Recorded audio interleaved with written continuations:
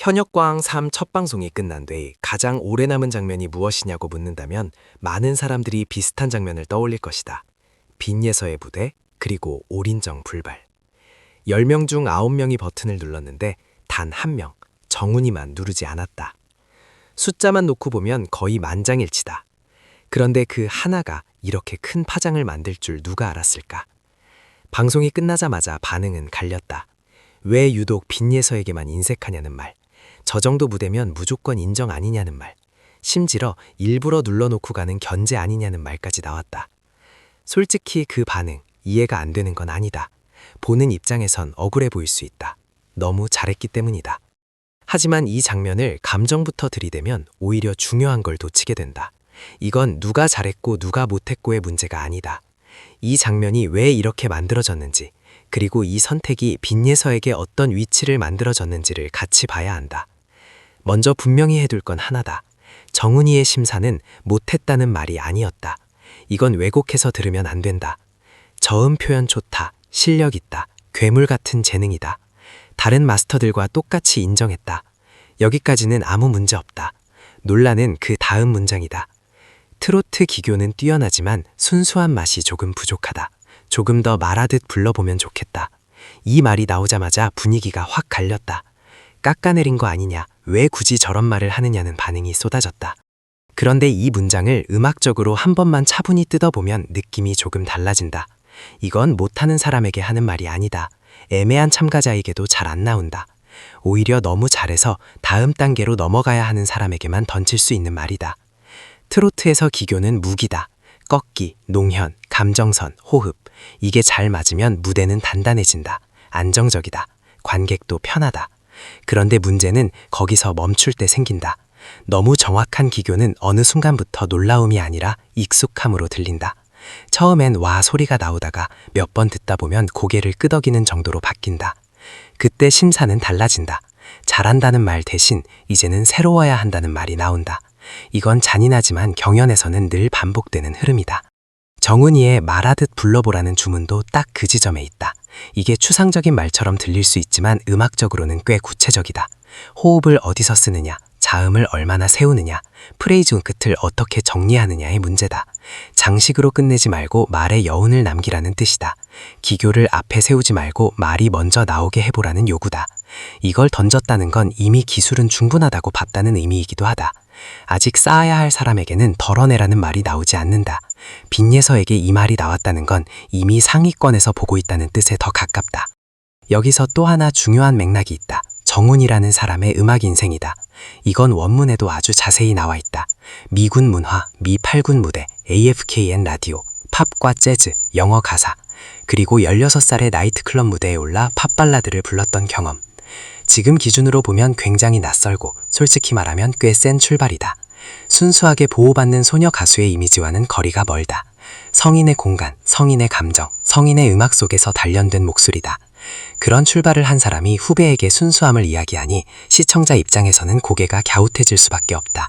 바로 이 지점에서 이번 심사가 단순한 취향이 아니라 세대의 귀, 시대의 언어가 부딪히는 장면처럼 보이게 된다. 그렇다고 해서 이걸 정훈이가 틀렸다로 끝내는 것도 너무 쉽다. 그렇게 가버리면 이 장면은 그냥 악역 하나 만들어 놓고 끝나는 싸움이 된다. 더 중요한 건 이 선택이 만들어낸 결과다. 올인정 불발. 이름만 보면 큰 실표처럼 들리지만 숫자를 다시 보자. 10명 중 9명이 놀렀다. 이건 떨어질 무대가 아니다. 거의 합격이다. 그런데 방송은 이걸 그냥 합격으로 넘기지 않는다. 왜냐하면 이야기가 되기 때문이다. 완벽하게 통과한 무대는 솔직히 기억에 오래 안 남는다.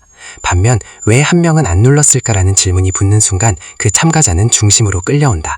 이게 방송이 가장 잘 쓰는 방식이다. 불편하지만 효과는 확실하다. 이 장면 이후 빈예서가 어떻게 불렸는지 보면 답이 나온다. 탈락 후보가 아니라 오히려 더 강력한 우승 후보로 굳어졌다. 검색량이 늘고 팬덤이 결집하고 응원 심리가 폭발했다. 억울함에 공감하는 마음, 그래도 잘한다는 확신, 다음 무대는 꼭 보겠다는 기대, 이게 한꺼번에 붙는다. 방송에서 이런 흐름이 만들어지면 참가자는 이미 반쯤 이긴 셈이다. 논란은 항상 강자에게만 붙는다.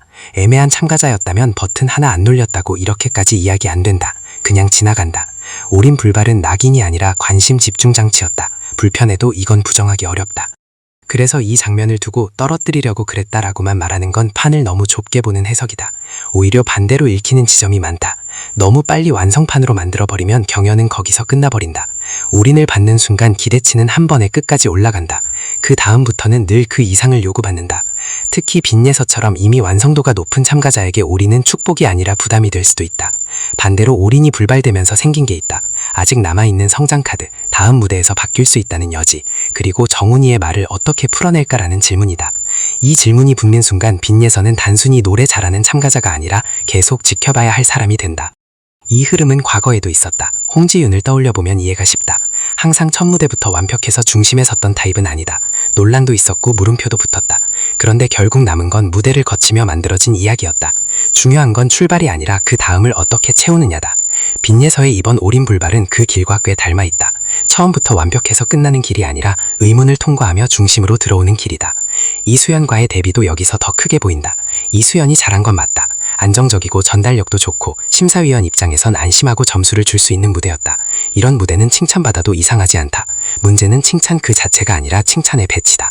한 사람을 띄우는 과정에서 다른 한 사람을 애매한 점수로 묶어두는 느낌이 들 때 시청자는 노래보다 의도를 먼저 읽는다. 그 순간부터 점수는 평가가 아니라 조정처럼 보인다. 탈락시키지는 않지만 전폭적으로 밀어주지도 않는 점수.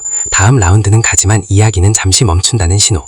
이런 장면이 반복되면 개인 심사 문제가 아니라 프로그램 전체의 흐름처럼 느껴진다. 그렇다고 해서 이 모든 걸 음모라고 몰아가는 것도 위험하다. 경연 프로그램은 원래 이야기로 굴러간다. 다만 그 이야기가 너무 노골적으로 보일 때 심사의 신뢰가 흔들린다. 신뢰가 흔들리면 남는 건 진영 싸움이다. 그 순간 음악은 사라진다. 지금 이 시점에서 가장 중요한 건 이 논란이 빈예서에게 어떤 무대를 요구하고 있느냐다. 억울함을 소비하는 데서 끝나면 다음 무대는 더 위험해진다. 반대로 그 숙제를 무대로 풀어낸다면 이 논란은 가장 강력한 연료가 된다. 말하듯 부르라는 주문은 기교를 버리라는 말이 아니다. 기교가 말 뒤에 서게 하라는 말이다.